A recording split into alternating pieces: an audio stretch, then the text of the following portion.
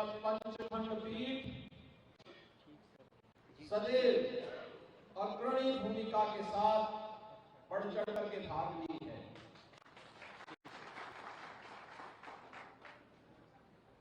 भारत विभाजन के समय जब इस देश का दुर्भाग्यपूर्ण विभाजन हुआ था, उस विभाजन का विरोध करने के लिए भी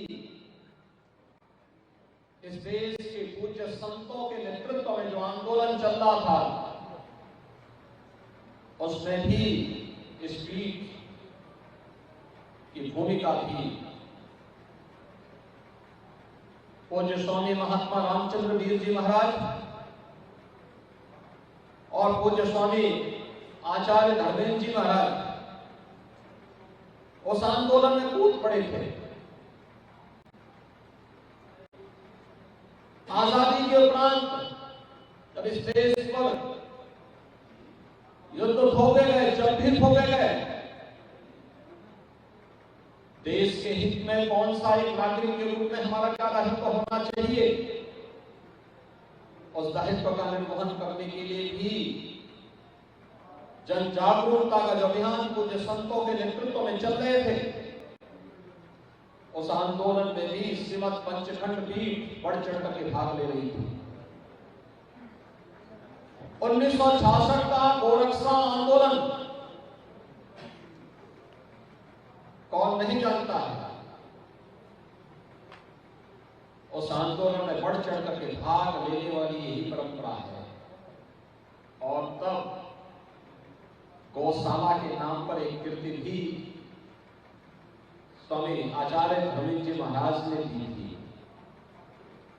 गौशाला आज भी हम सबको न केवल साहित्यिक दृष्टि से बल्कि भारत की सनातन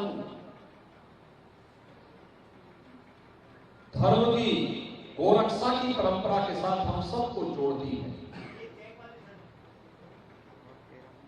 श्री राम जन्मभूमि आंदोलन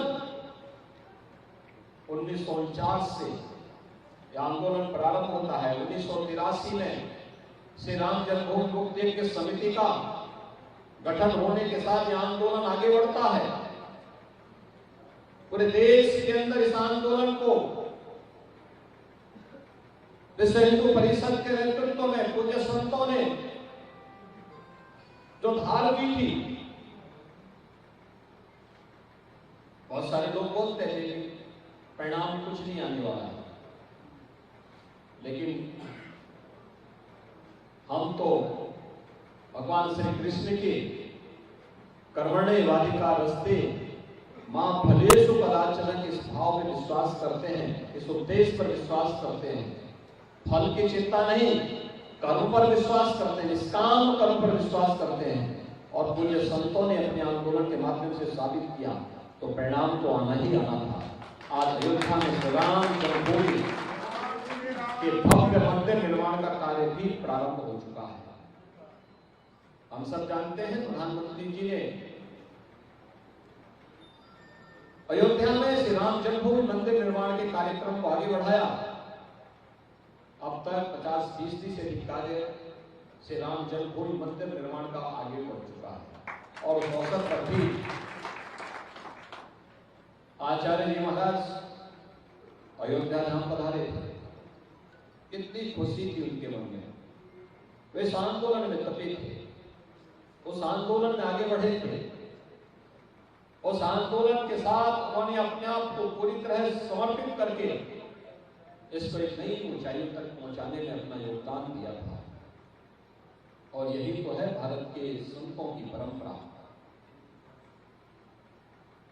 जो अपने अनुसार अपने आप को होम करने पर विश्वास करता है, जो उस परंपरा के साथ जुड़ करके अपने कर्तव्यों का ईमानदारी पूर्वक निर्वहन करने में विश्वास करता है, उसके लिए अपना कर्तव्य का निर्वहन ही उसका धर्म है। सम विषम परिस्थितियों में अपने पद से विचलित हुए बगैर सनातन हिंदू धर्म के लिए और इस विराट हिंदू समाज समाज की रक्षा के लिए उन्होंने बढ़ चढ़ करके भाग लिया, कार्य किया, किसी की परवाह नहीं की, बेबाक तरीके से अपनी बात को, तर्कसंगत तरीके से अपनी बात को वे रखते थे। और इसी का परिणाम है कि विराट हिंदू समाज बड़े सम्मान के साथ, बड़े श्रद्धा के साथ उनके प्रति आदर भाव भी व्यक्त करता था। आज पूज्य आचार्य जी हमारे बीच में नहीं है, भौतिक रूप से हमारे बीच में नहीं है, लेकिन सनातन हिंदू धर्म के लिए उनके दिए गए योगदान उन्हें सदैव सूक्ष्म रूप से उनके उपदेशों के माध्यम से, उनके संभाषणों के माध्यम से उन्हें हमारे बीच में सदैव जीवंत बनाए रखेंगे। वे आंदोलन, जिन आंदोलनों के साथ जुड़कर के उन्होंने, चाहे वो हिंदी का आंदोलन रहा हो, गो रक्षा का आंदोलन रहा हो, श्री राम जन्मभूमि मुक्ति यज्ञ का आंदोलन रहा हो, या राम सेतु की सुरक्षा का आंदोलन, कोई ऐसा सनातन हिंदू धर्म से जुड़े हुए मानबिंदु नहीं थे जिनके लिए उन्होंने अपना योगदान न किया हो। और गोरखपीठ से तो उनका संबंध 3 पीढ़ियों से था। लगातार जब भी गोरखपीठ से एक निमंत्रण मिलता था, आचार्य जी वहां पहुंचकर उस कार्यक्रम में भाग लेते थे, आते थे। कहीं भी आह्वान कर दिया, वे कार्यक्रम के साथ जुड़ करके एक अपनत्व का भाव उनके मन में सदैव झलकता था। आज के इस अवसर पर मैं आचार्य पूज्य स्वामी आचार्य धर्मेंद्र जी महाराज के श्री चरणों में नमन करते हुए उन्हें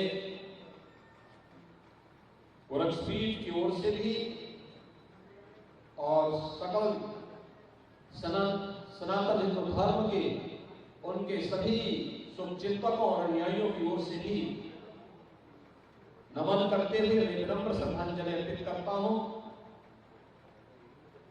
मुझे प्रसन्नता है कि आचार्य जी की इस परंपरा को आज यहां पर स्वामी सोमेंद्र जी महाराज के द्वारा निर्वहन करते हुए इस परंपरा को आगे बढ़ाने का कार्य किया गया है। और मैं विश्वास के साथ कह सकता हूं कि समर्थ गुरु रामदास की परंपरा के साथ जो तेज विगत 2 पीढ़ियों ने इस सनातन हिंदू धर्म के लिए दिखाते हुए जो कार्य किया है, उस अभियान को स्वामी सोमेंद्र जी महाराज आगे बढ़ाने का कार्य करेंगे। एक विराट परंपरा है तो विराट जिम्मेदारी भी है। सम विषम परिस्थितियों में अविचलित होते हुए हम इस कार्यक्रम को आगे बढ़ाएंगे। इसे एक पूरी जवाबदेही के साथ आगे बढ़ाने का यह उत्तरदायित्व आज स्वामी आचार्य धर्मेंद्र जी महाराज ने उनके कंधों पर सौंपा है। हमें बड़ा विश्वास है कि सभी लोग मिलकर के, उनके अनुयायी, उनके शुभचिंतक, पूज्य संतों के आशीर्वाद से इन 2 परंपराओं के प्रचंड तेज और आशीर्वाद से इसे आगे बढ़ाने का कार्य करेंगे। उनके प्रति और श्रीमद पंचखंड पीठ के प्रति हमारी पूरी सद्भावना है, पूरी शुभकामना है। इस विश्वास के साथ मैं आप सभी को, आज आप सभी